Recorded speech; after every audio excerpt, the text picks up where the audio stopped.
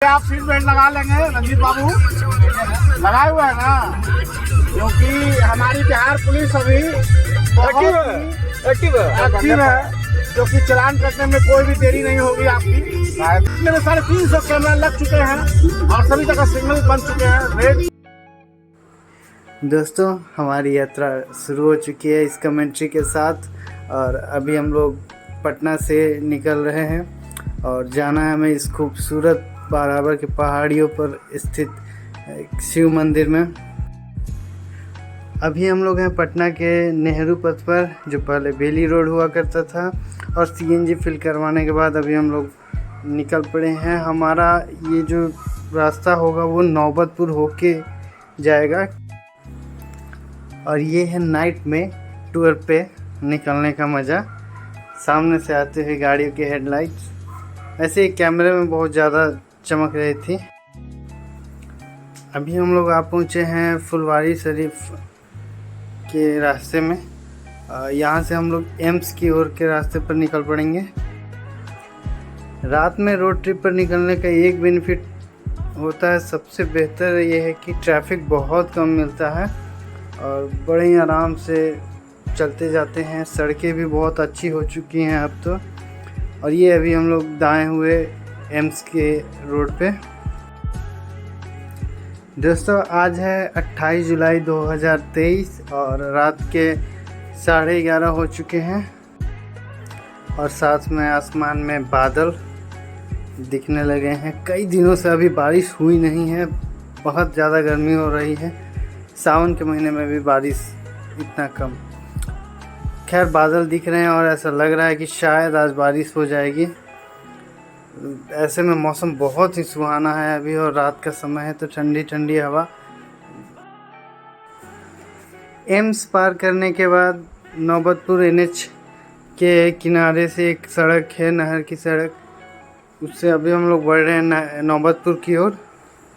आगे नौबतपुर पहुंचने के बाद ना इस रास्ते को हम लोग छोड़ेंगे और मसौड़ी की ओर मुड़ जाएंगे। ये शुरू हुई नौबतपुर से मसौड़ी वाली सड़क, और मसौड़ी पहुंचने के बाद 4 लेन मिलेगा जहानाबाद वाला।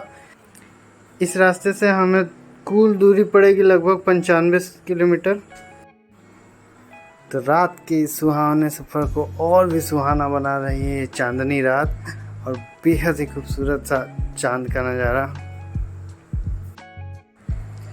अभी हम लोग रुके हुए हैं एक सीएनजी पंप पे। नौबतपुर मसौड़ी वाले रास्ते में बीच में ही पड़ता है। पिछले साल जब हम लोग आए थे तो ये 10 साढ़े 10 बजे बंद हो गया था, लेकिन अभी 24/7 ये चालू है। ये रास्ता ना चौड़ा थोड़ा कम है, सामने से जब भी गाड़ी आती है ना तो बहुत प्रॉब्लम होती है, और आपको अगर ओवरटेक करना है तब तो और भी प्रॉब्लम है। ट्रक भी चलते हैं इस रास्ते पे, क्योंकि मसौड़ी से नौबतपुर को कनेक्ट कर रही होती है, और ब्रेकर्स भी बहुत ज़्यादा है। एक दूसरा रास्ता है जो पटना से पुनपुन होते हुए जहानाबाद पहुंचता है, मेन लाइन है, गया मेन लाइन, लेकिन उसमें अभी काम चल रहा है 4 लेन का, तो रोड की स्थिति बहुत ख़राब है। इससे ज़्यादा समय लग जाएगा, हालांकि दूरी कम पड़ेगी उसमें, लगभग 80-85 किलोमीटर, बट अभी काम चल रहा है। जब तैयार हो जाएगी सड़क तो बहुत ही आराम से मात्र 1.5 से 2 घंटे में हम लोग पहुँच पाएंगे, जो कि अभी हमें 3 घंटे लगने वाला है। और इसी सफ़र का एंजॉयमेंट करते करते अभी हम लोग पहुँच चुके हैं मसौड़ी। ये है मसौड़ी मेन मार्केट। अब यहाँ से बस कुछ ही दूरी पर रेलवे लाइन क्रॉस करने के बाद 4 लेन से कनेक्ट हो जाएंगे। इधर आगे 4 लेन लगभग बन चुकी है, बीच में कहीं कहीं और काम चल रहा है जहानाबाद के पास। अब बाकी इधर मसौड़ी से पटना के साइड में अभी कई जगह पर काम चल रहा है। और अभी हम लोग पटना गया मेन लाइन पर इस 4 लेन से कनेक्ट हो चुके हैं। अब यहाँ से मुश्किल से 1 घंटा, हमें इस सफ़र में लगभग 2.5 से 3 घंटे लगने वाले हैं, क्योंकि हम लोग बीच में रुकते हुए भी जाते हैं, लगातार नहीं चलते, जल्दीबाजी में नहीं, कहीं कहीं पे स्टॉप लिया। यहाँ जहानाबाद के पास एक जगह चाय अच्छी मिलती है। इस सफ़र में ना हम लोग 8 से 9 लोग हर साल रहते हैं, तो बड़े ही मज़े से हमारा ये रास्ता कट जाता है। रात का पता भी नहीं चलता। लगभग 2 बजे के करीब हम लोग पहुँचते हैं वहाँ मंदिर के पास, और फिर शुरू होता है हमारा आगे का कार्यक्रम। नहा धोकर जल लेकर चल पड़ते हैं ऊपर पहाड़ पे। यहाँ पे लोग ट्रेन से भी आते हैं। सबसे नज़दीकी स्टेशन है बेला, छोटा स्टेशन है। लोकल ट्रेन रुकती हैं यहाँ पे। पटना से भी है ट्रेन और गया से भी आया जा सकता है। पटना से लगभग 2 घंटे का समय लगता है लोकल ट्रेन को। बेला पहुँचा देती है और बेला स्टेशन पर उतरने के बाद ऑटो रिक्शा मिलती है जो आपको मंदिर के पास पहुँचा देगी, पताल गंगा के पास। और वहाँ से फिर वापस बेला आने के लिए भी ऑटो वैसे ही मिलती रहती है। हम लोग मखदूमपुर पार कर चुके हैं और बेला की तरफ बढ़ रहे हैं, और इसी रास्ते में ये गेट आता है बराबर पहाड़ की ओर जाने के लिए, और यहाँ पर साइन बोर्ड भी लगे हुए हैं। और अब ये रास्ता शुरू हो चुका है बराबर पहाड़ी की ओर, और बिल्कुल सीधे यही रास्ता चले जाता है। एक ही रास्ता है, कहीं को कन्फ्यूज़न होता नहीं है। आगे चल के एक जगह छोटा सा लगता है कि बाएं साइड एक और रास्ता जा रहा है, लेकिन उसे नहीं लेना होता है, सीधे दाएं साइड जाना। बहुत ही खूबसूरत रास्ता है ये भी, हर तरफ पेड़ से घिरा हुआ है। और दिन के समय में ये बहुत ही खूबसूरत दिखता है, क्योंकि उस समय पहाड़ क्लियर दिख रहे होते हैं। अभी रात के समय में तो कुछ दिखने से रहा, लेकिन उस समय बहुत ही साफ दिखता है। आगे इस वीडियो में सुबह का सीन भी दिखाएंगे।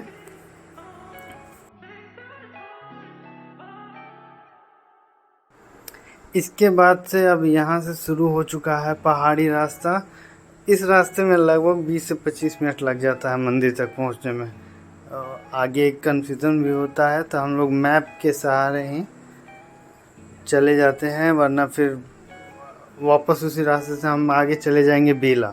फिर वहाँ से वापस दूसरे रास्ते से आना होगा मंदिर के पास, सर्कल टाइप। अब यहाँ से ये रास्ता बहुत ज़्यादा ऊबड़ खाबड़ और घुमावदार, बिल्कुल पहाड़ी रास्तों की जैसा।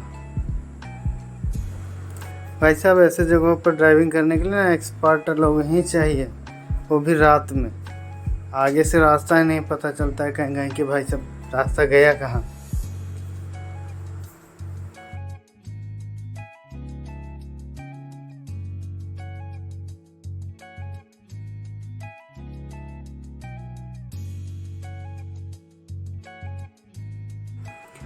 और इस रास्ते का अब तक का सबसे खूबसूरत नज़ारा ये रात के समय का। ऐसा लग रहा है जैसे सारे पेड़ एक लाइन से खड़े हैं लोगों के जैसे।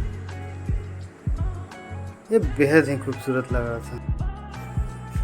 इस बार ना ये पूरा रास्ता एकदम खाली मिला, एक भी आदमी नहीं दिखा है। जबकि पिछले साल जब हम लोग आए थे तो रास्ता भरा हुआ था इसी समय पर, रात के लगभग 2-2:30 बजे के करीब ही इस रास्ते में हमेशा लोग मिल रहे थे।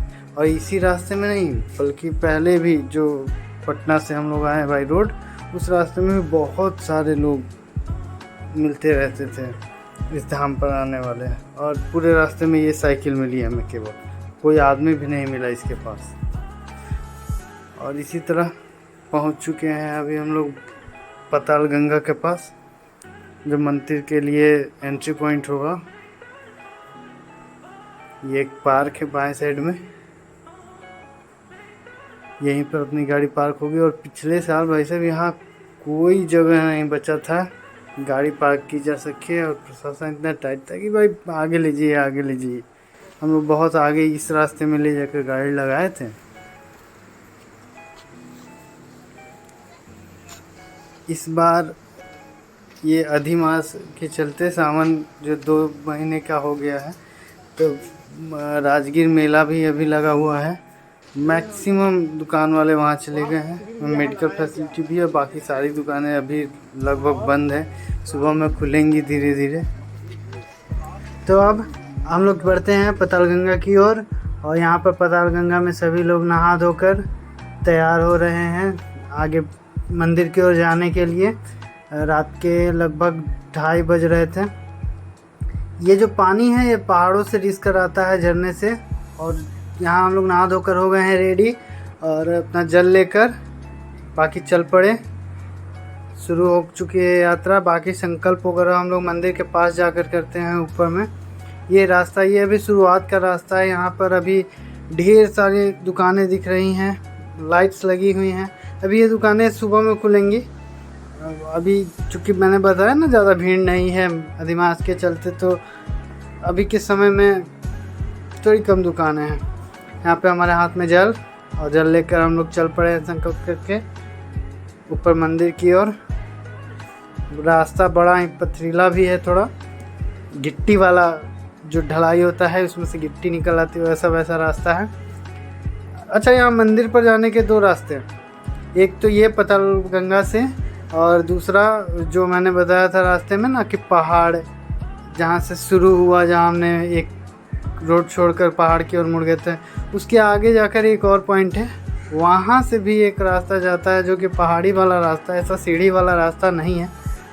वहाँ से भी बहुत सारे लोग जाते हैं, आराम पड़ता है। और व्यवस्था यहाँ पर पूरी करके रखी गई है। लाइट पूरे रास्ते में है, पूरी रात हम चल सकते हैं, कोई प्रॉब्लम नहीं है। सावन के महीने में खासकर यहाँ पर जो भीड़ होती है सावन में, शिवरात्रि के दिन और अनंत पूजा के दिन काफ़ी भीड़ होती है। और ये ऊपर तक देख रहे हैं पहाड़ के ऊपर लाइट, ये आधे रास्ते तक दिख रहा है हमें। इसके आगे और एक पहाड़ कह सकते हैं दिखेगा, और धीरे धीरे उजाला हो रहा है। अभी तो शुरू ही हुआ है चलना। दोनों तरफ रेलिंग भी बनी हुई है, सीढ़ी अच्छे से बनी हुई है। सीढ़ी पर चलने में चढ़ाई का जो होता है दर्द, वो तो पैरों में आ ही जाता है। अभी से ही थोड़ी दूर अभी चले होंगे, लगभग 20 मिनट। लोगों की हालत ख़राब है। और ये नीचे का नज़ारा हल्की हल्की रोशनी के साथ। बीच बीच में रुक रुक कर ही चलने में भलाई है, क्योंकि लगातार चलने पे सांस फूलने लगती है, बहुत स्टीप हो जाता है चढ़ाई। अभी तो फिर भी ये नॉर्मल ही कहूँगा, इसके बाद जो आगे दिखेगा ना वो पता चलेगा। रुक रुक कर बीच में पीछे देखने पे बड़ा ही आनंद आता है। पीछे में जो लाइट दिखती हैं, ये नीचे नॉर्मली पतालगंगा के पास का है। बराबर केव्स जो हैं, वो बराबर केव्स मैं लौटते हुए दिखाऊंगा वापसी में, दूसरे वीडियो में, पार्ट 2 में। फ़िलहाल देखिए ये है स्टीप चढ़ाई, इसको चढ़ने में काफ़ी हालत ख़राब होती है। अभी हम इतनी दूर आ गए हैं और ये शहर का नज़ारा मखदुमपुर का, ये और स्टीप हो जाती है यहाँ पे। अब यहाँ पर चढ़ने में लोगों की होती है हालत ख़राब, और उतरने में भी काफ़ी लगता है कि नीचे न चले आए सीधे। बीच बीच में पीछे देखने पर ऐसा लगता है कि भाई साहब, और जैसे जैसे ऊपर जाते हैं वहाँ से दूर तक का नज़ारा दिखता है। बाकी जैसे मैंने बताया, जो बीच बीच में बैठने की व्यवस्था है। सीढ़ी पर ही हम लोग तो नॉर्मली बैठ जाते हैं। उसके अलावा धीरे धीरे रोशनी होती जा रही है, जैसे जैसे पहाड़ दिखने लगे हैं तो थोड़ी खूबसूरती भी दिख रही है। जैसे कि यहाँ देख रहे हैं शेड लगा हुआ है, कभी बारिश वगैरह में भी रुक जाते हैं लोग। और हर शेड पर देख रहा हूँ CCTV कैमरे लगे हुए हैं, ये भी अच्छा है। प्रशासन की ओर से CCTV की भी व्यवस्था कर रखी गई है। पूरे रास्ते में यूँ मरकरी की लाइट लगी हुई है, कहीं कोई प्रॉब्लम होती नहीं है, बिल्कुल आराम से हम चल पड़ते हैं। और अब ये थोड़ा थोड़ा सूर्योदय होने लगा है।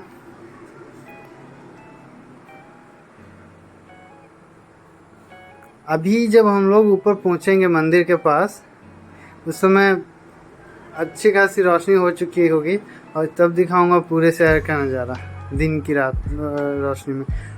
और उसके बाद जब हम वापस उतरेंगे नीचे तो भी दिखाऊंगा कैसे खूबसूरत नज़ारे थे जो रात के अंधेरे में हमें नहीं दिख पाए। और साथ में बराबर के केव्स, गुफाएं जो ऐतिहासिक रूप से बड़ी मशहूर हैं, जिसके लिए ये जगह जानी जाती है।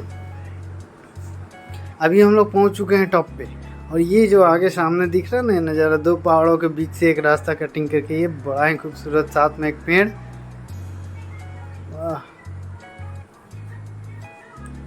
मज़ेदार नज़ारा। और जैसे जैसे रोशनी बढ़ रही है चारों तरफ की खूबसूरती देखते ही बनती है।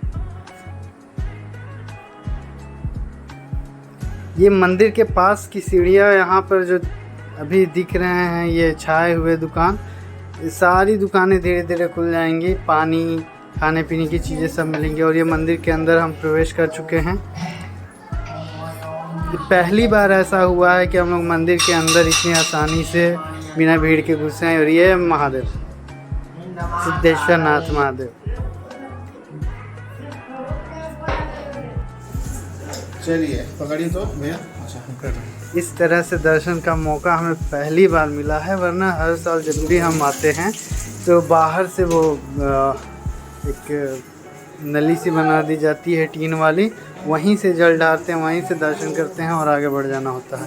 इतनी ज़्यादा भीड़ होती है। अभी तो चूँकि अधिमास चल रहा है तो भीड़ बहुत कम है। और सुबह सुबह हम लोग पहुँचे हैं, इसलिए बिल्कुल आराम से गर्भगृह में पहुंचकर अच्छे से पूजा अर्चना हो जाती है। ऐसे समय में तो दिल खुश हो जाता है, सफल।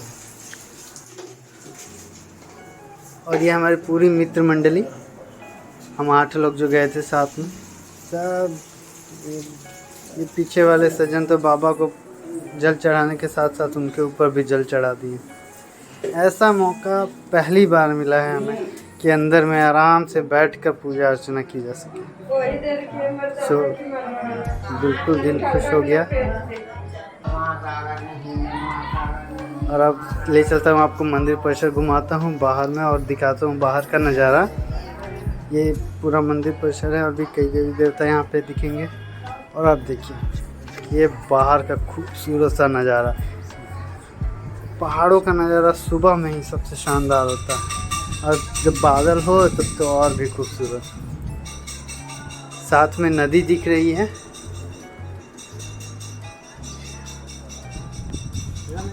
सभी लोग दर्शन करके मुझसे पहले आके यहाँ बैठे हुए हैं, नज़ारे का आनंद ले रहे हैं। और ये देखिए, ये नज़ारा दिल छू लेने वाला है भाई साहब। यहाँ आने के बाद सारी थकान मिट जाती है। जो रास्ते में पैर पकड़ के बैठे रहते हैं सब यहाँ आके ठीक है। तो दोस्तों ये नज़ारे आप देख लीजिए। और इसके बाद इसके अगले पार्ट में मैं ले चलूँगा आपको नीचे की ओर, जाते समय का नज़ारा दिखाऊंगा, बराबर केप दिखाऊंगा और वापसी के समय का रास्ता। सो बने रहें।